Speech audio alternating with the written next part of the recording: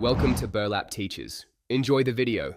You'll start by confirming essentials, updated iOS and the app you want. Once done, unlock your iPhone and long press an empty spot on the home screen to enter jiggle mode. Make sure you tap the plus icon at the top left to open the widget gallery. This exposes available widgets fast.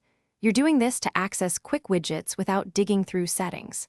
Now scroll or search for the app widget you need so you can add it immediately.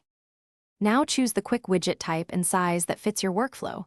Small is compact, medium shows more actions. You'll tap Add Widget, then drag it where you want on the home screen. Once placed, press and hold the widget and choose Edit Widget to configure its shortcuts or content. Select preferred actions, folders, or a specific account.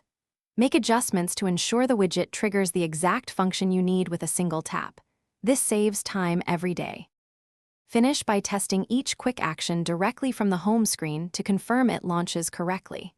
If an action doesn't work, make sure the app has permissions and background app refresh enabled. These often block widget updates.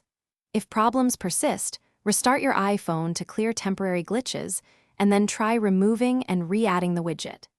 If the app was recently reinstalled, reconfigure the widget. One key tip: toggling background app refresh. Thanks for watching. Consider subscribing if this video helped you.